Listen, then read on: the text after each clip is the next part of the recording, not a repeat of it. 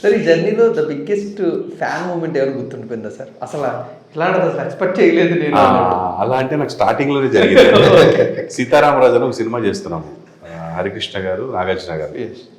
హరికృష్ణ గారు, నాగార్జున గారు వెనక మేము ఉంటాం అందరూ రౌడీలాగా. అప్పుడు ఒక డైలాగ్ వచ్చింది. ఆ డైలాగ్ పేపర్ అందరికి ఇచ్చారు, 30 మందికి. ఎవడు బాగా చెప్తే వాళ్ళు అన్నారు, వైవిఎస్ చౌదరి డైరెక్టర్. అందరు చెప్తే నేను బాగా చెప్పాను, నాకు ఆ డైలాగ్ ఇచ్చారు, ఒక డైలాగ్ ఈ సినిమాలో. అయితే మేమందరం రాజమండ్రి షూటింగ్కి వెళ్ళాం. అప్పుడు ఋతురాగాలు అని ఒక సీరియల్ వస్తుంది. ఆ ఋతురాగాల సీరియల్లో ఆల్మోస్ట్ మగవాళ్ళందరూ విలన్స్, నేను ఒక్కడే హెల్పింగ్ క్యారెక్టర్. కావేరి అని ఆవిడ క్యారెక్టర్కి హెల్ప్ చేస్తూ ఉంటాడు, చెల్లి భర్త నేను. సో మేనేజర్గా ఆవిడ దగ్గర ఉంటే ఆవిడకి హెల్ప్ చేస్తూ ఉంటాను అనమాట. అక్కడ నాగార్జున గారు అక్కడ కూర్చొని ఉన్నారు, మేమంతా ఇటు పక్కన ఉన్నాం. జనాలు రప్ప లేడీస్ 30 మంది దాకా వచ్చారు. అటు వెళ్ళకుండా ఇటు వచ్చారు డైరెక్ట్గా. వచ్చి మానాయనే దేవుళ్ళగా ఉన్నావు నువ్వు, ఆ కావేరిని ఎంత బాగా కాపాడుతున్నావు 5 గంటల. అక్కడి నుంచి ఆయన సీరియస్గా చూస్తున్నారు. ఆయన వైవిఎస్ చౌదరి గారి నుంచి అడిగారు, ఎవడాడు ఏం గోల్ ఏంటంటే సీరియల్ ఏంటి. ఓకే.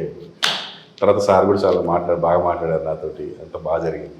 సో అది వండర్ఫుల్ ఎక్స్పీరియన్స్. అంటే ఒక పెద్ద హీరో అక్కడ ఉండగా, అంటే ఆయన ఏం తక్కువ చేశారని నా ఉద్దేశం కాదు. వీళ్ళు ఎంతసేపు ఈ సీరియల్ ఇదితోటి వచ్చేసారు, మన క్యారెక్టర్ నచ్చింది చూడాలి బాగా. అలా అది అంటే ఇలాంటి ఎక్స్పీరియన్స్ చాలా ఉన్నాయి. ఒక్కోసారి భయం వేసేస్తుంది మనకి.